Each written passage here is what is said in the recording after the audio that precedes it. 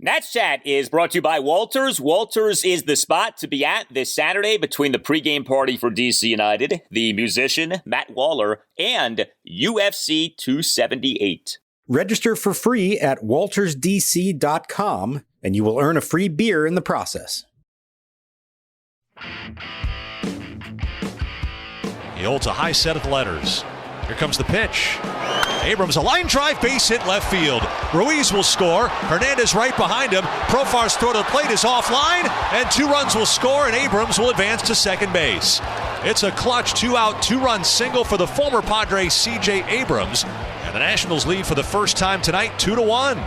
Toronto kicks and delivers. Machado swings and drives one deep right center field. This is way back, and this ball is off the wall and in play. This is going to score 2 runs and tie the game. Machado pulls into second as Soto crosses the plate in behind Profar. Hader sets. And now the pitch. Swinging a dribbler back up the third base line. Hader will field it. He'll fire down the right field line. A wild throw. And it kicks past Soto. Robles around 30 will score. Stopping at second with Thomas, and now he goes on at third. Unbelievable. The Nationals have the lead by the score of 4-3. 2 on call in the pitch. Swing and a drive hit well to left field. Back goes Profar over his head, and it is gone. Goodbye. First major league home run for Alex Cole.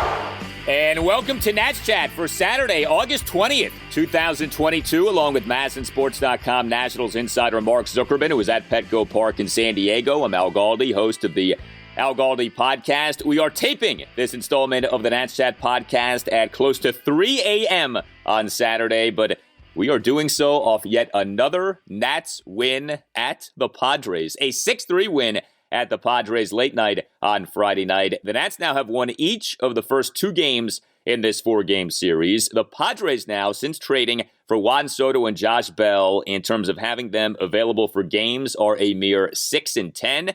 And the Nats this season now, believe it or not, are 15-16 against the National League West. We've talked so much about the Nats this season being a hideous 9-42 against the National League East. Well, the Nats now are 15-16 against the NL West.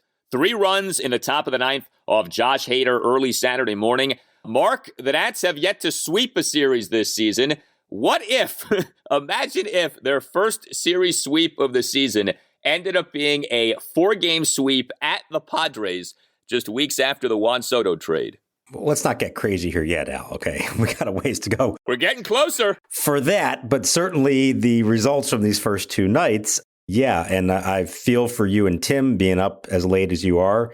Out here on the West Coast, it's not even midnight yet, and you just said the numbers. Maybe the Nats need to play all their games out here because they've played a whole lot better late night on the West Coast than they've played pretty much anywhere else in America this season. I don't know how to explain it necessarily, except to say that they've got a formula now that at worst is giving them a chance to win games. And when it really works to perfection, they're actually winning these games late. That is the following: get good enough starting pitching to give yourself a chance, get really good bullpen work to keep the game close, and then find a way to score some runs when it matters late. They're still not hitting much as a team, but they're finding a way a lot of these games. And when they keep it close, this team actually, it feels like they have the advantage in the late innings. It's hard to believe I'm saying that, but I actually think they have an advantage in the late innings because of their bullpen and the fact that they're just finding a way to scratch together a couple runs when it really matters. They've done it 2 nights in a row. And really, we've seen this pattern for the last couple of weeks where they haven't won them all, but they've been in a position to do this a lot. They have been. It's crazy, man. I mean, you can't have a 4-game sweep without winning each of the first 2 games. The Nats are halfway there. That top of the 9th on Friday night really was something else. So the game was tied at 3. Victor Robles leads off the top of the 9th with a 6-pitch walk and then ends up scoring on a horrendous throwing error by Padres reliever Josh Hader, who is reeling as a Padre. Hader, in fielding a tapper off the bat of Lane Thomas, fired the ball into right field territory, and then Juan Soto had trouble getting to the ball, and the result was Robles scoring for a 4-3 Nats lead, and Thomas going all of the way to third base. Then came Alex Call. Alex Call, in what ended up being a 3-run ninth for the Nats, smashed a 2-run homer to left field on an 0-2 pitch from Josh Hader for a 6-3 Nats lead. The homer is Call's first career Major League regular season home run. And the Nats got to Hader to where he didn't even record an out in the game. You talk about the fickle nature of relievers. I mean, how many relievers in baseball have been more dominant than Josh Hader over the last, 5-6 years, whatever you want to say? Josh Hader now, since being acquired from Milwaukee by the Padres, 6 earned runs in 3 and 1/3 innings. What a job by the Nats in that ninth. Hader just completely imploded, and the Nats pulled off this improbable win. So remember, I think we talked about this at the time when the Brewers made that trade, and we're thinking, what are they doing here? But we've seen enough of Josh Hader to know that when he's good, he's incredibly good. And when he's bad, he is really bad. We've certainly seen it before a few years ago, and you're seeing it right now. It was at a point there where I'm thinking to myself, if I'm stepping to the plate against him, I'm not taking the bat off my shoulder until I've got 2 strikes on me. That's how wild he is. And then it even translated to his defense by fielding not an easy play, but he still had plenty of time to make the throw to first. And he uncorks this throw that goes way down the line, bounces off the sidewall. Juan Soto is running one way to back up the play, and it has to slam on the brakes and go back the other way, try to dive for it. He couldn't get it. It almost looked like he was banged up on the play. And all I'm thinking, I know others have pointed this out too, Josh Hader blowing a game against the Nationals in which a ball gets past the right fielder. I think we've seen that one before. Maybe the stakes weren't quite as high this time around, and Juan Soto was in the middle of it all on a very different perspective this time. But I mean, that was something to see. And then for the final blow, for Alex Call on an 0-2 pitch to just crush that ball to left field for his first career homer. I mean, that was a satisfying 3-batter sequence for the Nationals. And then Hader walked off the mound to a chorus of boos from the crowd here. They have not been kind to him. They have not been kind to the Padres in general, the way things are going right now. All the big moves they made. Josh Bell is in a slump. Juan Soto is doing some Juan Soto things, but he's not really delivering in the biggest spots. Obviously, Fernando Tatis's issue. Hader struggling like crazy. These fans here are really frustrated right now, and they're worried this whole thing's going to fall apart. Yeah, I mean, Josh Bell didn't even start on Friday night. He came off the bench as a pinch hitter, and Josh Bell now with the Padres over 16 games has an OPS of 405.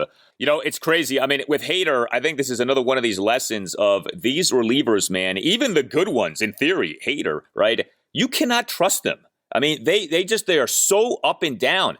And that Hader gets acquired and has been this bad. He is costing San Diego games. He is here to seal victories, and instead he is causing losses. I mean, I think that's just so instructive about the nature of relievers. But yeah, I mean, Alex Call, right? You think about like the heroes in that ninth inning, right? Robles, Thomas, Call, like who, what? Yeah, like these are the guys getting the job done. It was just this past Sunday that the Nats recalled Alex Call from AAA Rochester. Remember, had him as a leadoff batter for that game on Sunday. He, on Friday night, was the Nats' number 2 batter. Like, this is the state of the Nats lineup right now. You didn't have Luke Voit on Friday night. He didn't start due to back tightness. So, like, you're piecemealing these lineups together. I mean, you look at these lineups on paper, you say to yourself, how are the Nats going to score runs game in, game out? And yet they put up 6 runs on Friday night. I mean, it was so impressive what they did in rallying with that 3-run ninth. You also got meaningful contributions from other players in this game. Keibert Ruiz got on base 5 times. I mean, Keibert Ruiz, 2 singles, including an RBI single, 2 walks, and a hit by pitch. And he had a stolen base. We had a double steal with Keibert Ruiz and Cesar Hernandez on Friday night. And in the clubhouses, we're interviewing Keibert off in the corner, walking past him. Nelson Cruz yells out, Ricky Henderson, Ricky Henderson. I mean, that's what's going on. Keibert Ruiz is 6 for 7 on stolen base attempts this year. Would you believe that? And on the front end of a double steal that didn't even draw a throw. This was a great night for him. We are seeing him kind of put everything together. It's such a grind. He's taken such a beating behind the plate. And obviously, his primary focus is on defense, but he is contributing offensively. He has the ability to be a complete player, and we're just, I think, seeing the tip of the iceberg there of what he can be. It's hard not to be impressed with that. I think the thing that I was most impressed with out of all this from this game, the runs were driven in by Keibert Ruiz, C.J. Abrams, and then Alex Cole. You'd much rather have them win a game that way than with runs being driven in by Yadiel Hernandez, Nelson Cruz, and Ildemaro Vargas. These are potential building blocks for the future, especially in the cases of Ruiz and Abrams. That's nice to see. One other thing about the Cole homer, it came one pitch after he fouled off a safety squeeze attempt. He popped it up behind the plate. He's thinking, hey, we're already up a run. I got a guy on third. I can just get him in. We'll expand the lead. And instead, because of the missed bunt, he ends up taking a big hack and driving in an extra run on top of all that. So, crazy sequence there for Cole, who was admittedly in a really good mood afterwards. He's always dreamed about hitting his first career homer, as everybody does. And he said to do that in the ninth inning off Josh Hader in a game like that, it was like beyond his wildest dreams.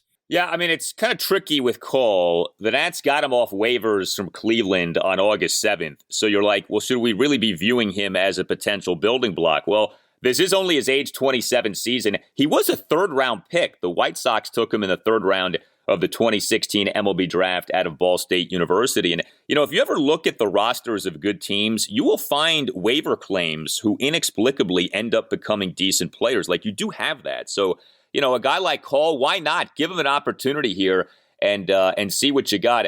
It's funny you bring up, like, the younger guys fueling the Nats to victory on Friday night, because that was one of the things about the Thursday night win. Like, if you're trying to pick a nit, it was older guys who led the way to the win on Thursday night, right? It was Nelson Cruz, and it was Anibal Sanchez, and it was Ildemaro Vargas. So to see the younger guys lead the way on Friday night was good.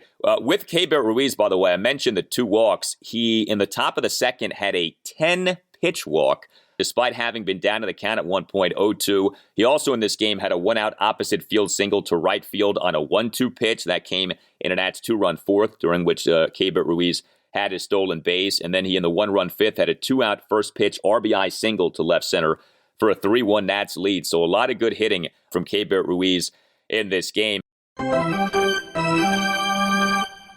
Are you a law firm partner looking for a better situation for your practice and a blockbuster contract worthy of Keibert Ruiz? If so, you should call Mason Kalfas of Zenith Legal in Washington, D.C. He works with law firms and lawyers on finding the perfect match. No platoons, just superstars. Some lawyers switch firms because of conflict. Some lawyers switch firms for a better platform for their practice. And some lawyers switch firms for more money. You need the Scott Boras of legal headhunters working for you, and that's Mason. Mason will work with you to find a better fit for your practice and ultimately the best deal for you and your entire team. Call him today at 202-486-3535 or check out his website, zenithlegal.com. This is an unprecedented time in the legal market, and many top firms are looking to expand. Call Mason today. Zenith Legal also works with associates and distinguishes itself on personal service. Zenith Legal doesn't just spam resumes out to law firms. Zenith Legal talks to the right people and gets your resume in front of the decision makers who matter. Whether you are a Rainmaker partner or a mid-level associate,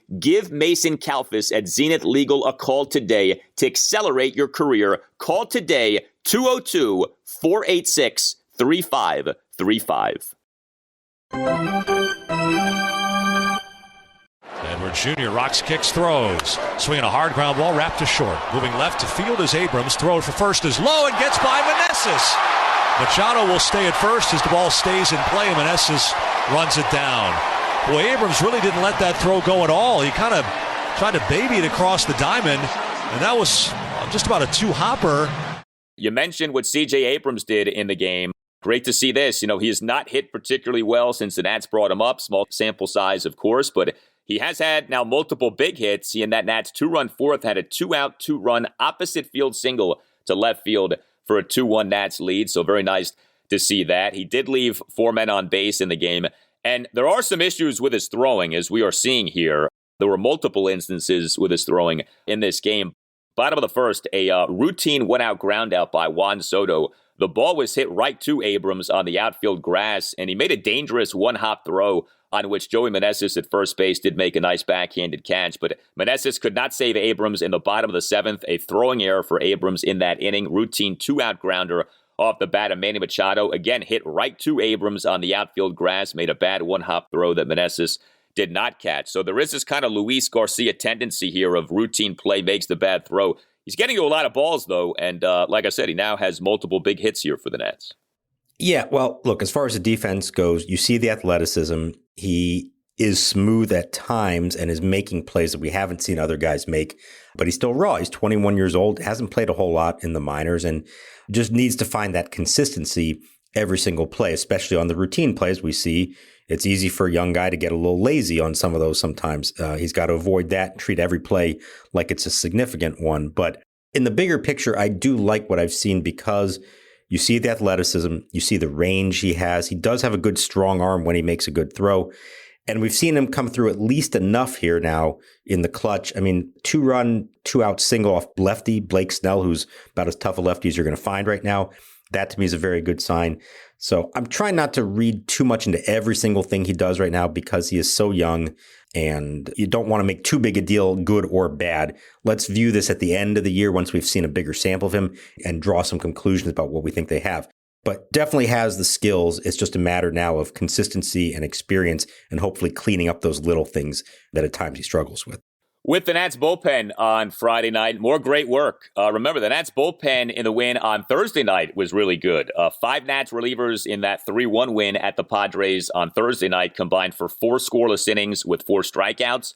Well, late night on Friday night, 5 Nats relievers officially combined for 4 2/3 scoreless innings with 6 strikeouts. Did have Victor Arano giving up a hit that led to 2 runs. Came into the game in the bottom of the 5th, runners on first and second, 1 out, Nats leading 3-1. And Arano to the first batter he faced, Manny Machado, gave up a 1-out, 2-run opposite field double off the right center field wall to tie the game at 3. And then Arano issued a wild pitch, but he then recorded back-to-back swinging strikeouts to end the inning. And then the bullpen dominance was on. Steve Cishek, scoreless, bottom of the 6th. Despite issuing yet another hit by pitch. That's what he does, but he did toss a scoreless bottom of the 6th. Carl Edwards Jr., scoreless bottom of the 7th. Erasmo Ramirez, who is on a nice run here, perfect bottom of the 8th.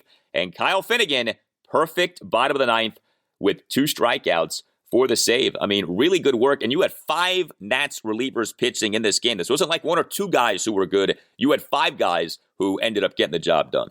Well, and this is why I was saying, like, when they just get to a point where you get to the, say, 6th inning and it's a close game, they've got enough bullpen depth to cover that and give themselves a chance if they can just come through with a hit or 2 late in the game. That's the formula we're seeing from them now. It's kind of unexpected. I don't think any of us saw that formula being the Nats' best path to victory, but that's how they're built at the moment. They have as deep a bullpen as they've had in a really long time, and it's nice to see it coming together. And nice to see guys holding up physically. There's a lot of work that's been asked of Finnegan, Edwards, Cishek, Ramirez, Hunter Harvey, who didn't pitch in this game, but we know of his injury history. You keep kind of waiting for this all to break down at some point. Knock on wood, it hasn't happened so far. Finnegan has been excellent here lately. And Erasmo Ramirez, you mentioned it, he's been the unsung hero. We don't really talk about this guy much at all. He'll do whatever you need of him, whether it's setup, whether it's emergency starting, long relief, you name it. And more often than not, he has come through this year. He doesn't dazzle you at all, but he gets the job done, kind of like Paolo Espino was last year when he was in the bullpen, the jack of all trades. Erasmo Ramirez has actually proven to be really valuable to this team and help making that bullpen as deep as it is. Yeah, the Nats, as we tape this installment of the podcast, are 5th in the majors this season in relief innings pitched, 473 2/3 relief innings pitched. So a lot has been asked of this bullpen. The overall relief pitching ERA is 4.20. We've talked about this. The overall numbers are kind of skewed because you have had some really rough outings, but there have been a lot of these games in which we've said, hey, bullpen was really good, and we're in the midst now of a multi-week stretch in which more often than not, the Nats bullpen is coming through and is a key to victory and is doing enough in games to where the deficit is maintained or the lead is held, and you just kind of hold on until the offense can do something in the latter innings. The Nats, who never rallied to win games earlier this season, are actually starting to do that here. We're starting to see them produce, 6 inning on in games. We've had that here in this series at the Padres. Certainly had it on Friday night with the 3 runs in the top of the 9th inning.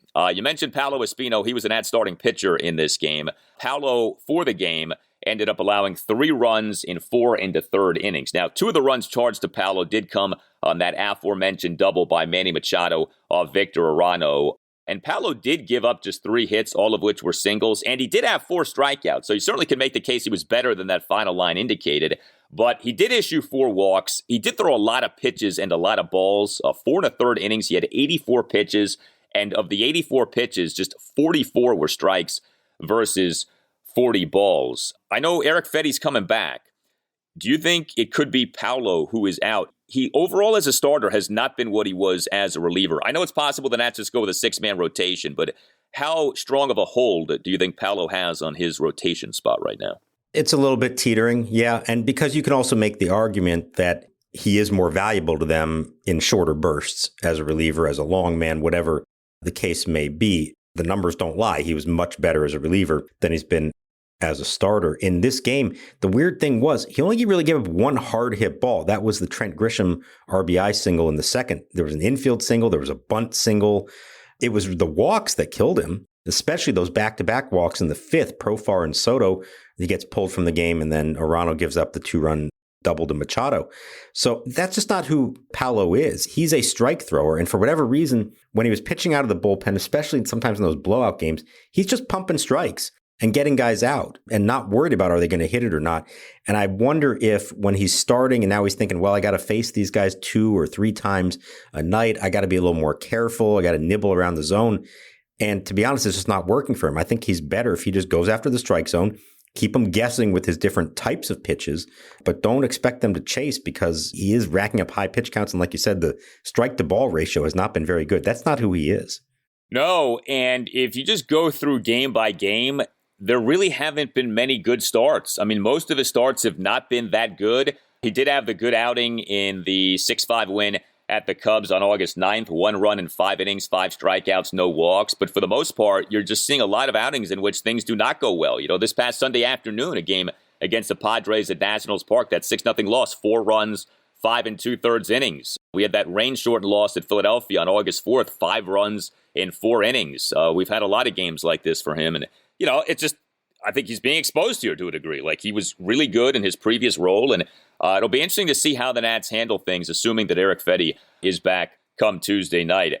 So this really is something to me, what's happening with the Padres. And, you know, you do see this in baseball. Like, just because a team looks so great on paper, for whatever reason, things end up not playing out well. We were also down in the dumps with the Juan Soto trade, right? I know this is like a juvenile way of looking at things, but if you're a Nats fan, are you allowed to take any glee out of the struggles of the Padres since making this trade? I mean, you're not supposed to do that, right? The struggles of others shouldn't make you feel better about yourself. But let's be honest, right? We're all human beings here. How do you not look and laugh and not look at what's happening with the Padres and maybe not feel a little bit better about what is going on with the Nats? I believe the term for that is schadenfreude, Mr. Galdi. And it's only human to have those feelings at times. Now, I'll say this. If I'm a Nats fan, I don't want Soto and Bell to struggle. And certainly Josh Bell is really struggling right now. He's 1 for his last 31 and 0 for 19 against the Nationals. Now, we have seen him over the last couple of years. When he goes into a slump, it can last for a little while. And then when he's good, he gets on a really nice sustained run. And what was so notable about this year for him was that he really didn't have a slump. There was a little period of maybe 7 to 10 days, I want to say in May, when he kind of lost it, but he got it back right away. And the reason his season was so good was because he was consistent day in and day out and didn't go through those kind of funks, which had kind of defined his career up to that point. So you got to believe he'll get it back here eventually. He's too good of a hitter. But you also got to believe he and Soto are feeling the pressure in the situation that they're in. When you take Tatis out of the equation, and now everybody's looking at the newcomers to step in and fill that void, it's only natural that they're going to be feeling the pressure. I mean, you saw emotion from Soto the previous night when he struck out against Victor Arano. You don't see that kind of frustration from him normally.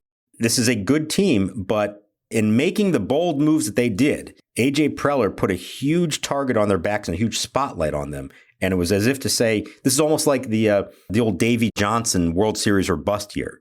It's like they're saying anything short of winning it all now is going to be a huge disappointment. And that just adds pressure to a team that has never actually won anything. So it is a lot to ask of them. And the moment it starts to go south, that's a gut check for them. They've got to figure this thing out here pretty soon or they are in trouble. I don't know what they do with Hader.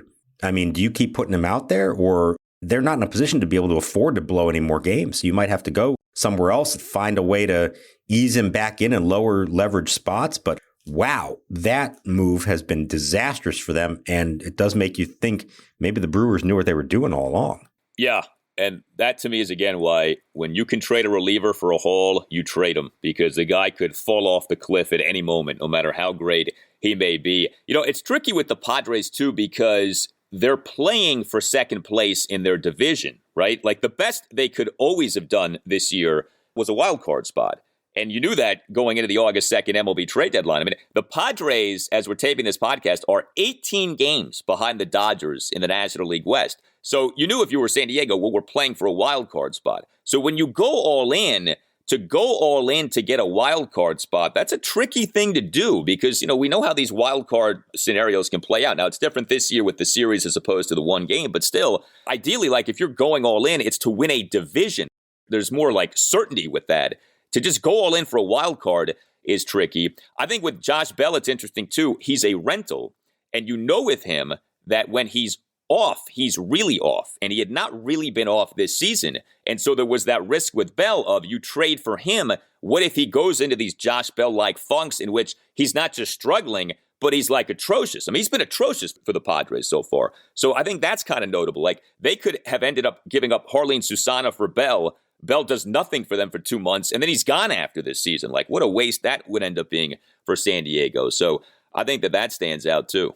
And then looking ahead, you know, no matter how this all finishes out, that could cost Bell and his market this winter. We've been wondering all along, what kind of contract is he going to get as not the premier free agent big hitter on the market, but a guy who, coming off a career year, you would think could get a good deal. Well, that may not be as impressive as we were thinking all along. I mean, long way to go. We'll see how it all plays out. I don't take any pleasure in them struggling, especially in him struggling. But I think they're going to be all right in the end. But you make a good point, which was, even if all this stuff worked out, even if they're winning games and the newcomers are helping them along the way, they were always doing this just to give themselves a chance in a 3-game series that could be against the Mets, could be against the Braves, the Cardinals. And then if you survive that, now it's a 5-game series with the Dodgers or the Braves or the Mets. I mean, there's a long road and a difficult road for this team to actually do something once it gets to October. This is no cakewalk for them. At the moment, they just got to worry about getting there first. But even if and when they do get there, it could all end really quickly because of the way the playoff format is set up. And then with the Nats, because I've thought about this, you know, you think about like the state of the team and you're like, all right, well, should we just be rooting for them to lose as much as possible? Because what is the point of winning, right? Get the best draft choice possible. Well, it's important to keep in mind things are different now. There's going to be a draft lottery for the 2023 MLB Draft. This is part of the new collective bargaining agreement that was arrived at this past March. The first 6 choices in the 2023 draft will be determined via lottery rather than by the reverse order of the previous year's standings. The teams with the 3 worst records from the previous season will have the best chance of winning the lottery, 16.5%, but all 18 non-postseason teams will be in the lottery. So, you know, first of all, you could say, boy, the Nats' timing on things is just the worst, right? They win the World Series in like the worst possible year because of what happened the following year, and now they become really bad at the worst possible time as we get a draft lottery. But, you know, if you're worried about, well, geez, the Nats are winning some games here, isn't that bad for them long term? Not necessarily. Who knows what's going to happen with this draft lottery for the 2023 draft? Yeah, I mean, look, whether they finish with the worst or the second worst or the third worst record, they're going to have the same percentage chance. And it's only 16% chance of getting the number 1 pick. You add those up, there's only a 50-50 chance that one of the 3 worst teams gets the number 1 pick. It could go to almost anybody who doesn't make the playoffs. Now, they're guaranteed, I think, to get at worst a top 7 pick. But I mean, think about that. Number 7 pick is very different than number 1 pick. They picked 5th this year. They could actually, despite having a terrible record, could actually have a worse draft pick next year. Now, the reason for this is that MLB and the union especially is trying to curb full-on tanking and not just reward a team for losing as many games as possible. It's a noble cause. I think everyone's hearts are in the right places there, but it is interesting how that could backfire against the Nats in the 1 year where maybe you wish you did have the worst record, and it may not matter in the end that they have that. You know, if this is the old rules, there'd be a big series coming up between them and the A's shortly, coming up next week. Instead, it's just a series between two really bad teams that are both going to have about an equal chance of getting the number one pick. Yeah, and I mean, look, we know in MLB drafts, if you have the number 1 pick or the number 4 pick or the number 8 pick, it may not matter that much because there is just so much variance with these MLB drafts, especially. They're so unpredictable. And like you study these drafts over the years, all kinds of guys in all kinds of rounds end up becoming great players. But no doubt, like you would rather have the number 1 pick than the number 7 pick. And that this is the year in which this starts. Like, it's just that timing for the Nats. It's just a killer for them. But yeah, they should still have a high pick. They hopefully do something good with that high pick. And they're doing a nice job in this series at the Padres. Full credit to the Nats. You tell us what you think. Hit us up on Twitter at Nats_chat. You can email the podcast, natschatpodcast@gmail.com, including if you would like to sponsor the Nats Chat Podcast, hit up Tim Shover's Nats Chat Podcast @gmail.com. You can get yourself or someone who you know a Nats Chat Podcast t-shirt by going to natschatpodcast.square.site. That's natschatpodcast.square.site. All Nationals radio highlights on Nats Chat are courtesy of 106.7 The Fan. For Mark Zuckerman, I'm Al Galdi, and we'll talk to you next time on the Nats Chat Podcast. Now the pitch swung on it high in the air to deep left center. Robles is back, slowing up, has a play to the edge of the track. He makes the catch, and a Curly W's in the books for a second night in a row in San Diego.